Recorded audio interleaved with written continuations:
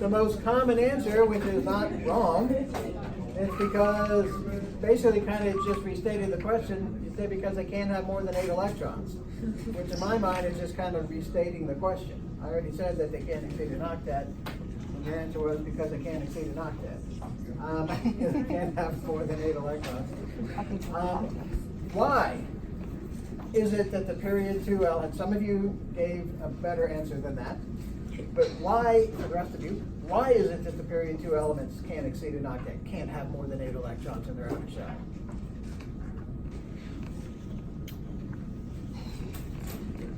What orbitals are available to period 2 elements? Only S and P, not D. Period 3 elements have D orbitals available, as do higher periods. But the period 1 elements will never exceed a duet because all they have are S orbitals available. Period 2 elements will never exceed an octet because all they have are S and P orbitals available. Period 3 and above, they can exceed an octet because they have D orbitals available to them. Okay, what else did I want to say about this? Question 9, why was I always referring to period 2? Some of you gave some pretty roundabout answers. All I really intended with that is after a carbon hangs out, and he's our boy.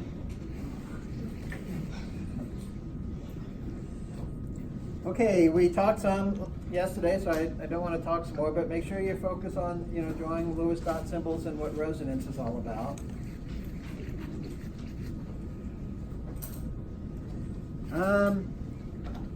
Hydrogen bonds.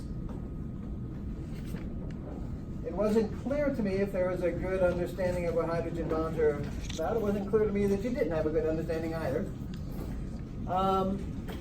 Anyone want to give me an example of a molecule that engages in hydrogen bonding? Water is the most famous one.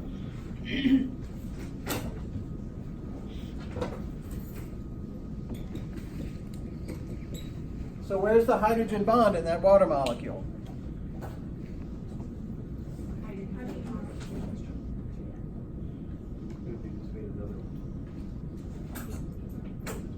That was a trick question. There is no hydrogen bond here.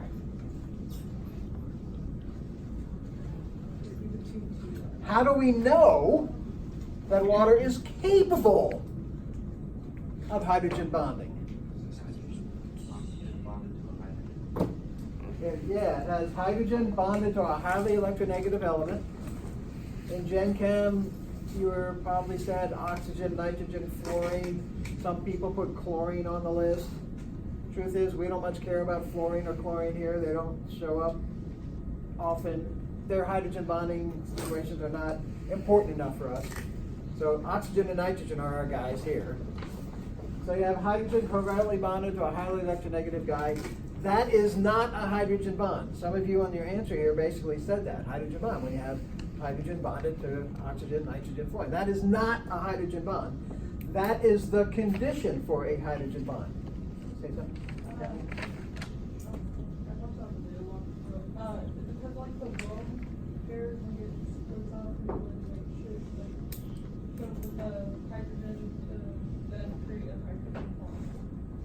Yeah. The actual hydrogen bond, we need a second molecule, because a hydrogen bond is an intermolecular attraction, as were dipole-dipole forces and London dispersion forces.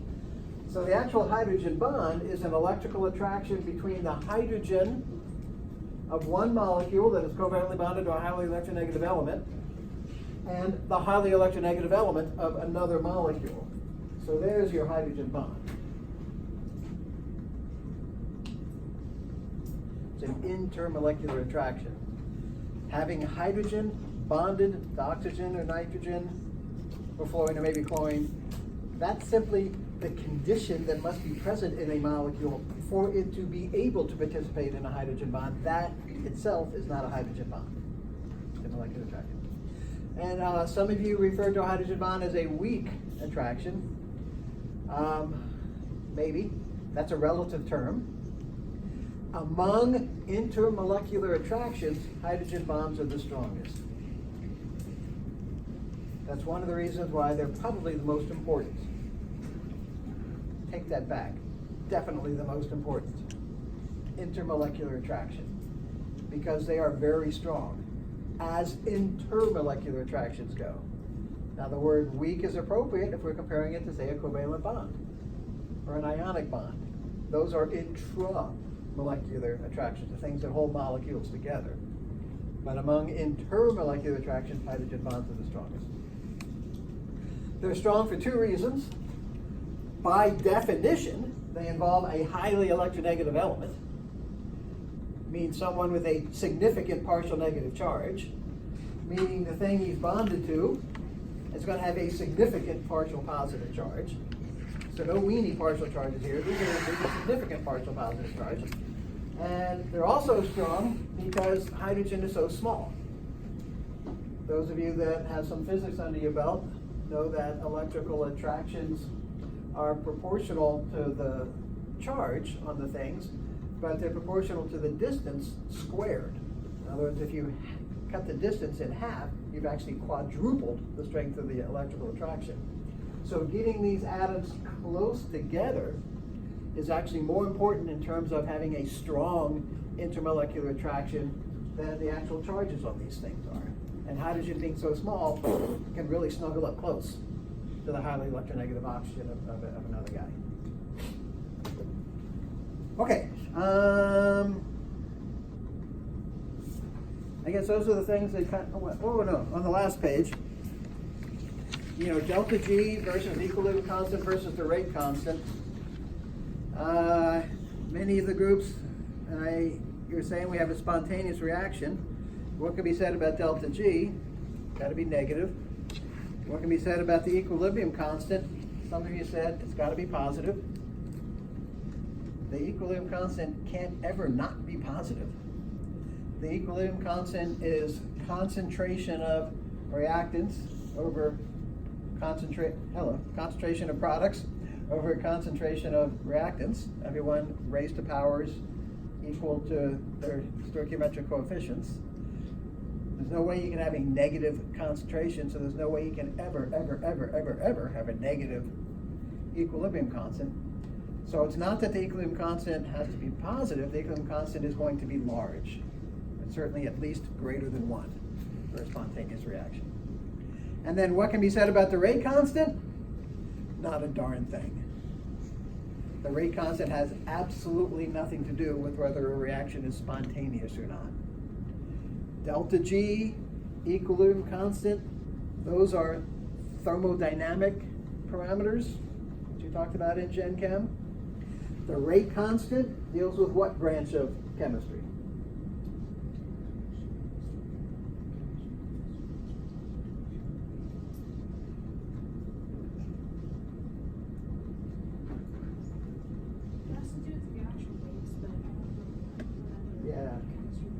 Has to do with kinetics.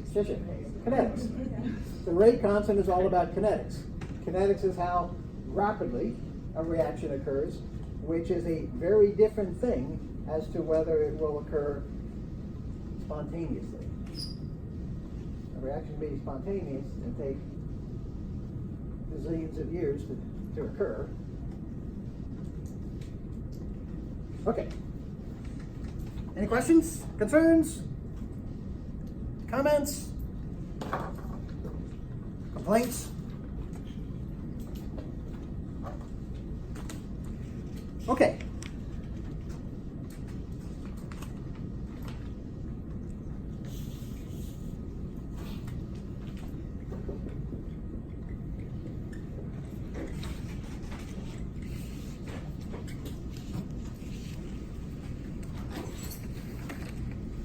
We mentioned that there is some 15 million, plus or minus a few million, organic compounds known. There was a time,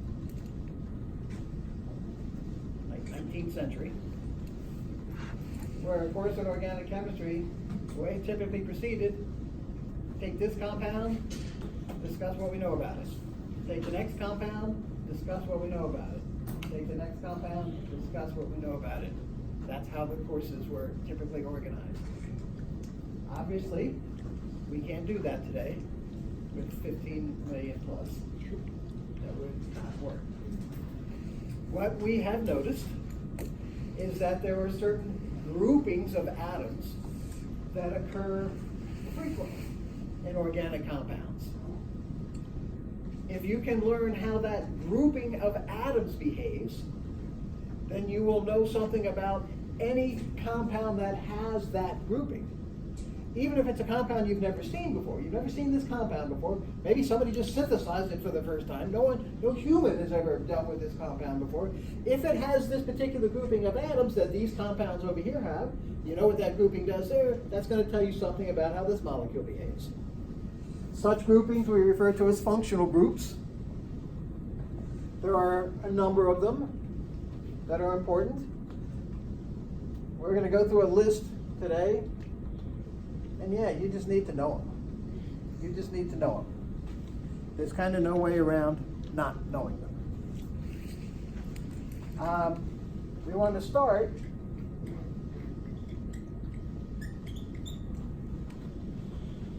with compounds that are referred to as hydrocarbons.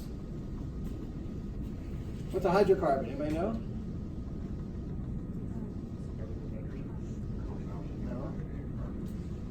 Hydrocarbon are compounds that contain only carbon and hydrogen, nobody else. Nobody else. Some organic chemists refer to the hydrocarbons as a functional group. If all you have is carbon and hydrogen, that's a grouping of atoms that behaves in a certain way, and we call it a functional group. Some organic chemists will say that the hydrocarbons are molecules that lack functional groups. They're kind of like the scaffolding upon which functional groups can be put. Whatever. Among the hydrocarbons, there are 4 different types. Alkanes, alkenes,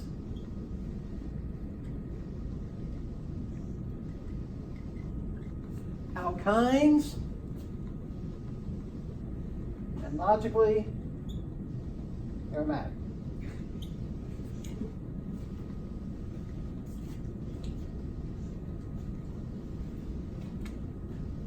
Alkanes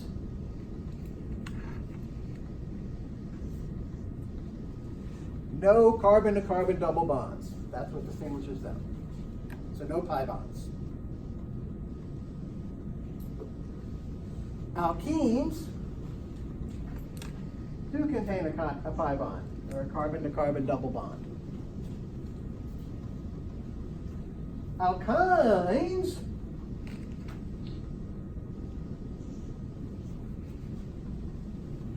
contain a carbon-to-carbon triple bond. Can there be a carbon-to-carbon quadruple bond?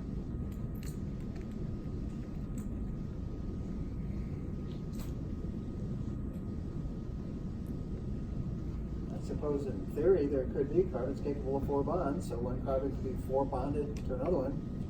But how many possible molecules could be in that category? The 1. And to the best of my knowledge, that 1 doesn't exist. We'll save aromatics for later. It's a special type of hydrocarbon that we'll talk about later. Anyway, alkanes, all carbon-to-carbon bonds are single bonds. If there's a double bond present, it's an alkene. If there's a triple bond present, it's an alkyne. Oh no, what if there's a double bond and a triple bond present? What is it? It's both. We would say it's an alkene and an alkyne. The double bond behaves like alkenes do, the triple bond behaves like alkynes do. You can be intelligent and good looking at the same time. You can be an alkene and an alkyne at the same time. Okay, so those are certainly important, and we're going to talk a whole lot about them, but in a sense they're kind of boring, because they're just hydrocarbons. Here's another functional group. The alkyl halides.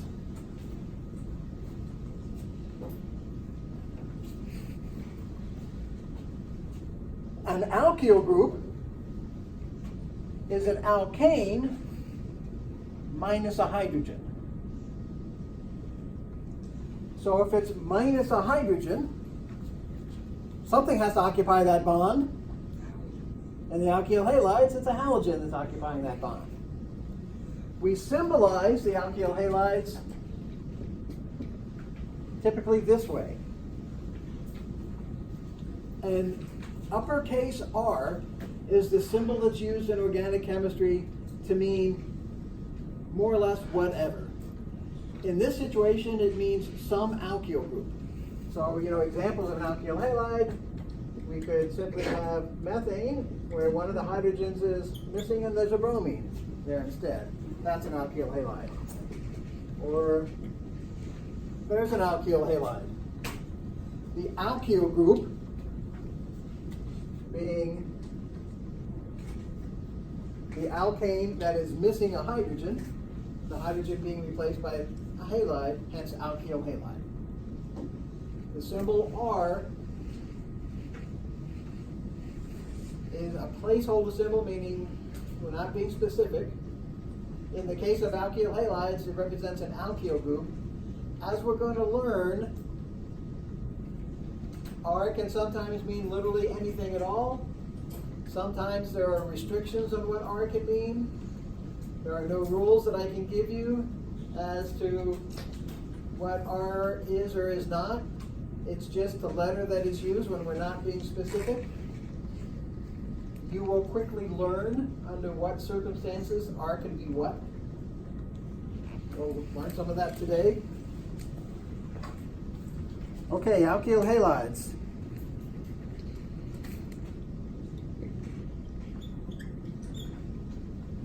Alcohols. Alcohols look like this.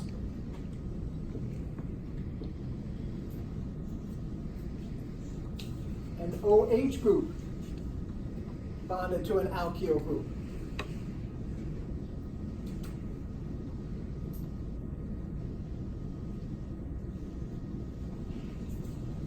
This we called an alkyl halide. Could we call this an alkyl hydroxide?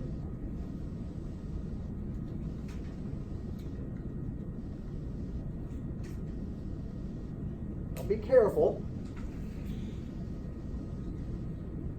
Is there hydroxide here?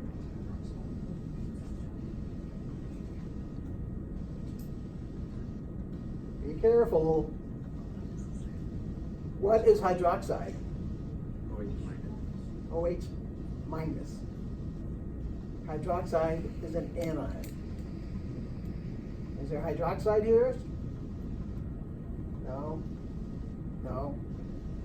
There's no anion here. This is the OH group covalently bonded to a carbon.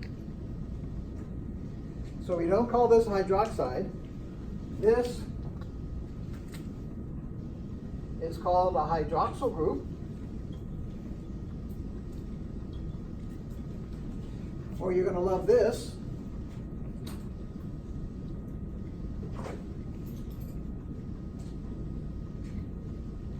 A hydroxy group, just leave off the L if you want. Both of those are commonly employed, they mean the same thing, but don't call it hydroxide.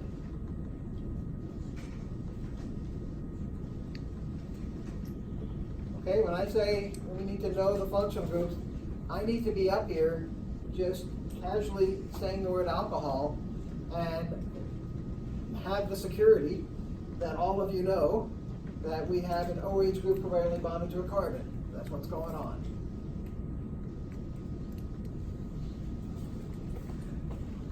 Okay. How about ethers?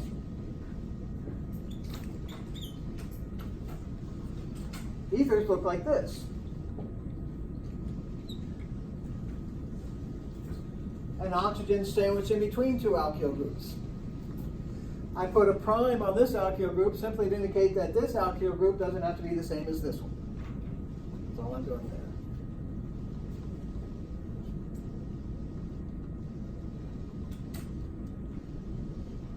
Sometimes the R groups can be a hydrogen. Could this R group be a hydrogen?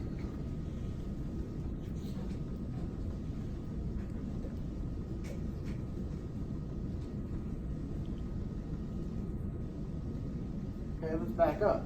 Could this R group be a hydrogen? Wouldn't even be organic. What would it be? If this R group were a hydrogen, what molecule would we have here? We'd have water. Wouldn't even be an organic compound. So this R group can't be a hydrogen. But suppose this R group contains carbon. Could this R group then be a hydrogen? No, because it would then be an alcohol.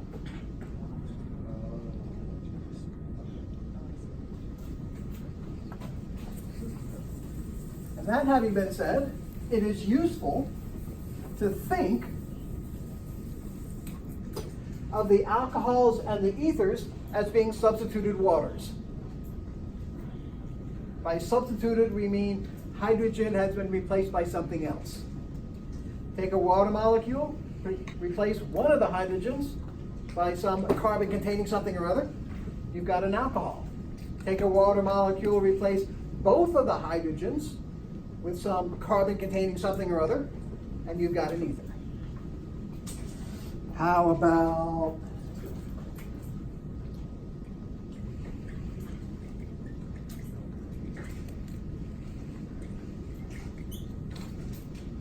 aldehydes and ketones, often mentioned together because they're similar. Aldehydes look like this.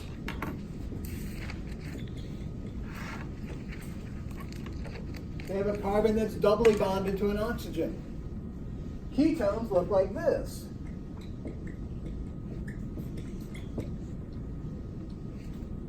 They also have a carbon that's doubly bonded to an oxygen.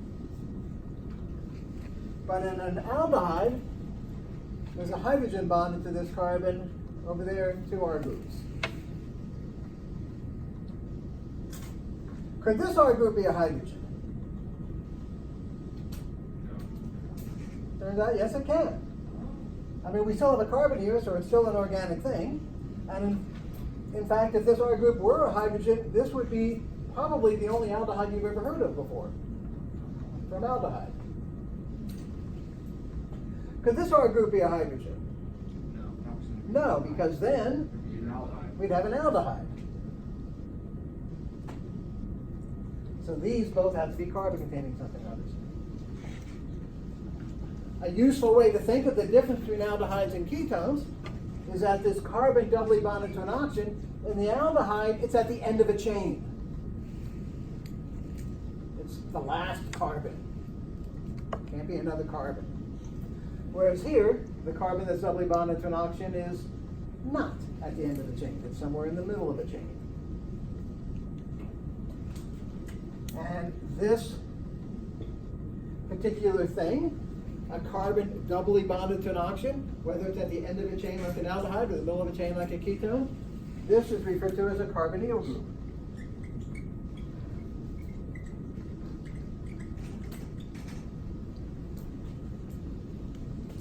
Make sure you pronounce that correctly. Carbonyl, not carbonyl like some people like to say.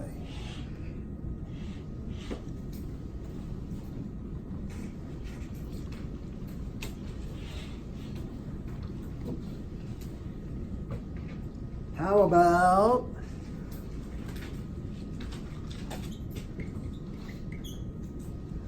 amines?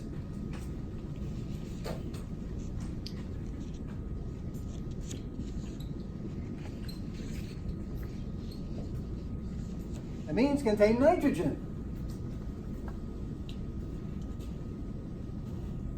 Bonded to three R groups. And again, I'm just priming one and double priming the other, just to indicate that these three R groups don't have to be the same R group. Could one of these R groups be a hydrogen? Yes. Could two of these R groups be a hydrogen? Yes. Could all three of these R groups be a hydrogen? No. It wouldn't be organic at that point. What would it be? Ammonia. Just like it's useful to think of alcohols and ethers as substituted waters, it's useful to think of the amines as substituted ammonias. Take ammonia, NH3, replace one or more hydrogens with a carbon containing something or other, and you've got yourself an amine.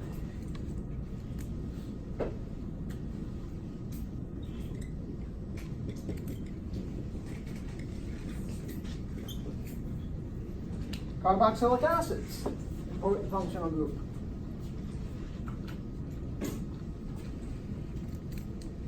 Tell me one chemical property of the carboxylic acids. Too slow. A chemical property of the carboxylic acids. They're acids. Que bueno. They are acidic compounds. They look like this.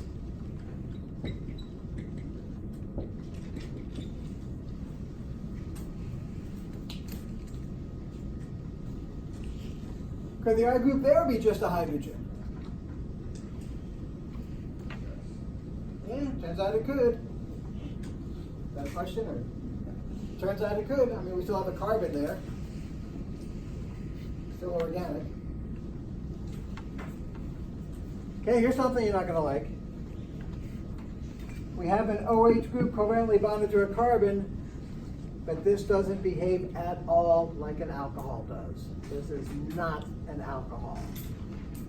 An alcohol, by definition, an OH group covalently bonded to a carbon, we'd have to add, unless that carbon is a carbonyl carbon, then no alcohol present. This is the entire thing behaves very differently from an alcohol. This is a carboxylic acid. Esters. Everybody loves esters. Do you know why everybody loves esters? Because they're cute. Because they're cute? Oh. I'll buy that. But most compounds that humans find pleasant smelling are esters.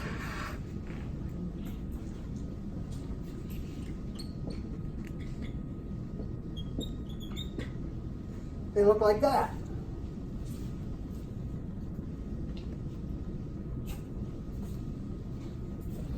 Could this R group be a hydrogen? Yes. Could this R group be a hydrogen? Yes. No, because then we would have a carboxylic acid.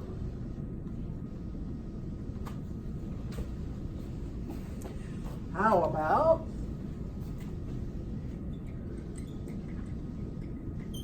amides? Look like this.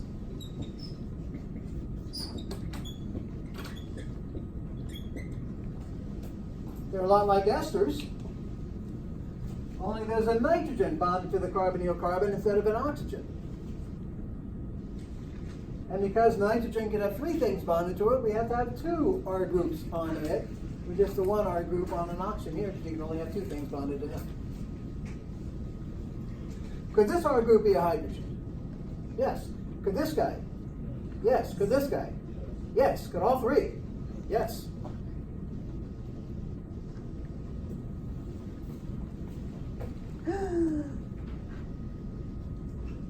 Okay, one more.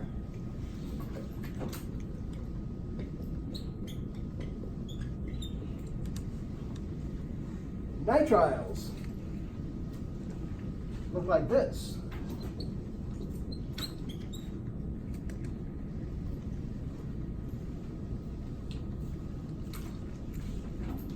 A carbon triply bonded to a nitrogen.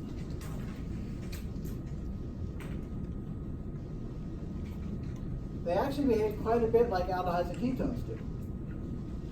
Aldehydes and ketones, what characterizes them is carbon multiply bonded to a highly electronegative element. This is carbon multiply bonded to a highly electronegative element. Just that nitrogen is capable of one more bond than oxygen is, so he's capable of 2 pi bonds rather than just the one.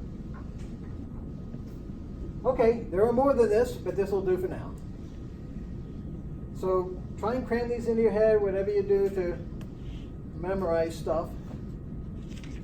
Despite its reputation, there's not that much memorization you really need to do for this class, or even should do for this class. But here's one example where you do just need to cram it in. I need to be able to just say the word aldehyde and expect that everyone has the right structure in their head. Okay.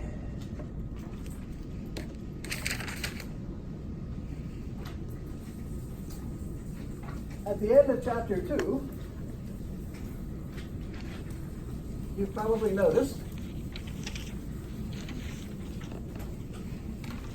there's a little section on infrared spectroscopy.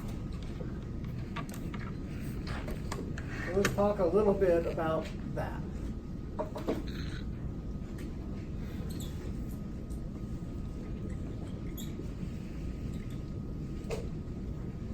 You guys know about spectroscopy in general because you studied it in Chem. What is spectroscopy?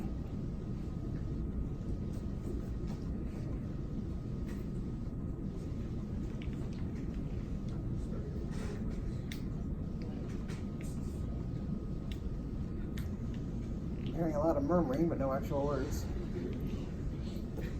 In spectroscopy, basically, you shine light on stuff and get information. That's fundamentally what it is.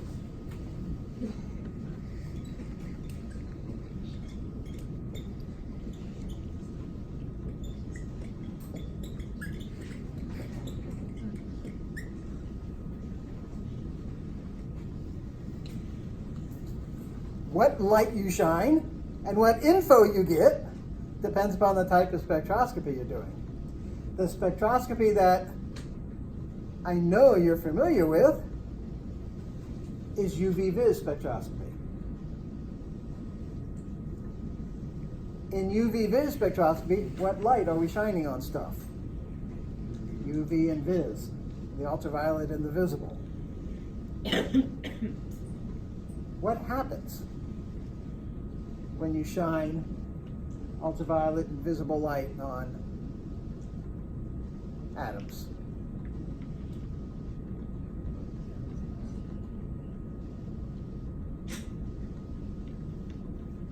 Again, I'm hearing some murmuring, but I haven't heard an actual word. Electrons go kinetic to them. There you go. That's exactly what happens. Electrons occupy a particular energy level. You know, in hydrogen, it's going to be a 1s electron. That's its energy level. Larger atoms can have higher energy levels than 1s, 2s, 2p, and so on. Electrons occupy a specific energy level. If you shine energy, if you give that atom a photon, that electron a photon, that is equivalent in energy to that which is needed to jump up to the next highest energy level, it will do so. It will absorb that light and hop up to the next energy level. That's atomic absorption. Those of you that had your Gen Chem here did some atomic absorption over in the instrument lab, over in the corner there. That electron at that higher energy level will then want to hop back down to the lowest energy level. Everything in nature tends to want to be in the lowest energy level available to it. When it hops back down, it has to release that amount of energy. It releases it as a photon of light that will be in the ultraviolet visible region of the spectrum. We call that atomic emission, because light's being emitted. Light's being absorbed when the electron hops up to a higher energy level. Light's being released, emitted, when it hops back down to a lower energy level. And the sort of energies needed for that to happen are in the UV vis region of the electromagnetic spectrum. Do we need to, maybe we probably do, remind ourselves kind of the basics of the electromagnetic spectrum? We probably do.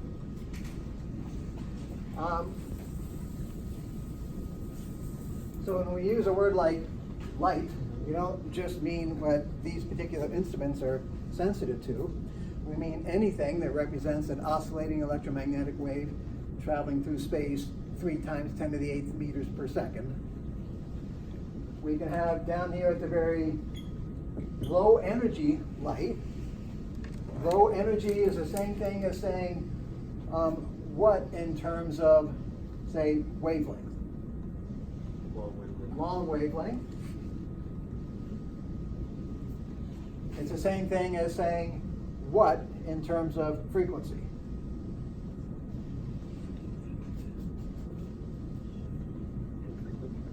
Low energy would be low frequency.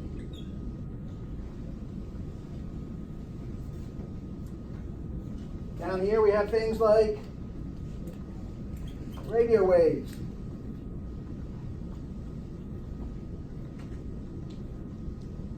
And I know you all know this, but it's kind of fun to think about. You know, we're constantly being bombarded, starting 9 months before we were born, by artificially produced electromagnetic radiation. All we need is a little box, turn it on, start rocking out. We know that the radio waves are in the room. If we go to higher energy, as we leave radio, we enter one of my personal favorite regions of the electromagnetic spectrum, TV. Where the answer to all life's problems are, says Homer Simpson. As we go higher in energy than TV,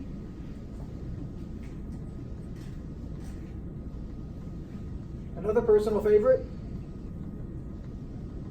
microwave.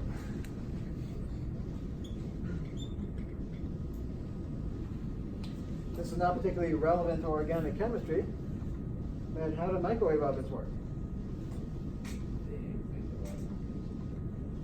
Excuse me? They excite primarily water molecules. They bombard food with microwave light, and water molecule, all molecules have certain flipping patterns and vibrational patterns. Some of the flipping patterns of water correspond to energy in the microwave region of the electromagnetic spectrum. To say that something is hot on the molecular level, what that means is that things are wiggling around faster. That's what it means to be hot. To be cold, things not wiggling. So anything you can do to get molecules wiggling, you're heating it up. So if you're exciting flipping patterns of water, you're heating it up. Okay, as we exit microwave, we enter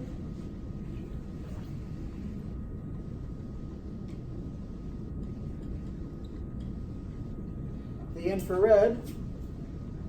Higher in energy than infrared, we have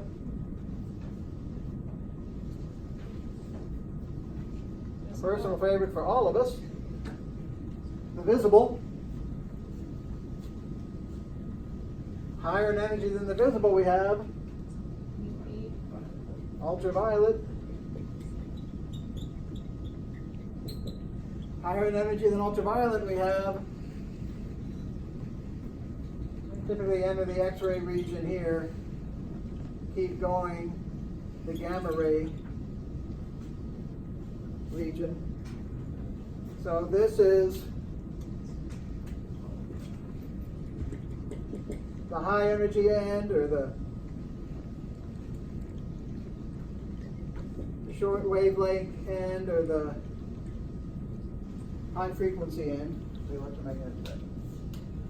Okay, so here in the UV vis, by the way, infrared, what that's referring to, the low energy part of the visible, we divide the visible into colors, yay us. The low energy visible looks red to us, so the infrared is below red. The high energy end of the visible looks violet to us, so that's why this is called ultraviolet, beyond violet. So if you if you bombard things with UV vis, you can get electrons off from some lower energy level up to some higher energy level. Okay, so you guys know all about that.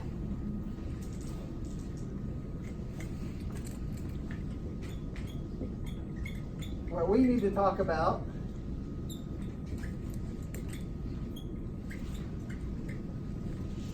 is very important in organic chemistry, infrared spectroscopy. Somebody go out on a limb. What region of the electromagnetic spectrum are we using here? Infrared. Is infrared going to cause electrons to switch to different energy levels? No, insufficient energy. You need energy in the visible or the ultraviolet, depending upon the compound, for that to occur. Not enough energy in the infrared. But there is enough energy for this.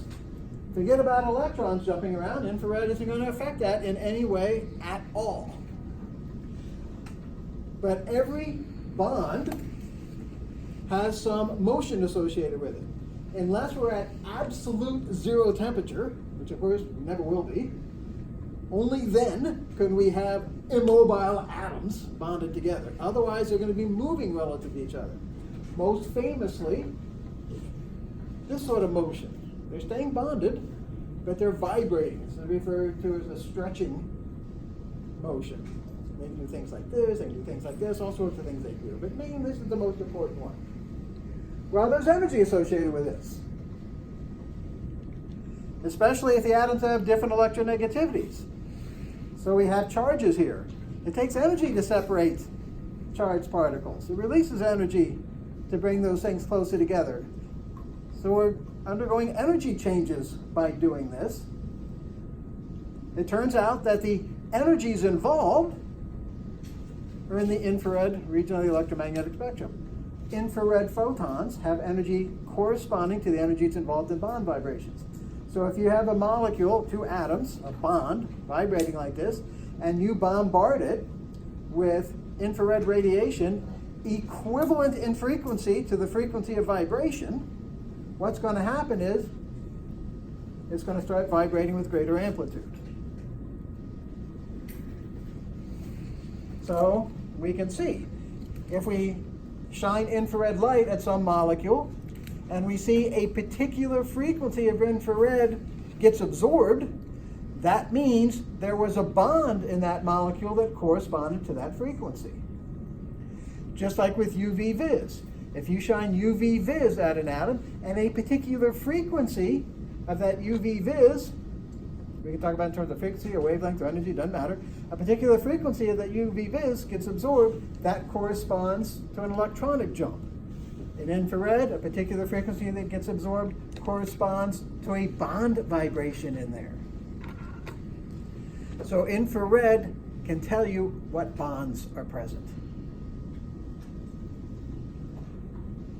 I know you're only day 4 into your organic chemistry career, but knowing what bonds are present in a molecule should impress you as a thing of importance. And Mickey's big hand says, we're done. I promised that I would have the second, I knew some of you, that I would have the second lab. The way I phrased it was on Thursday. I don't have it available now, but Thursday isn't over. So it'll be on canvas before my head hits the pillow.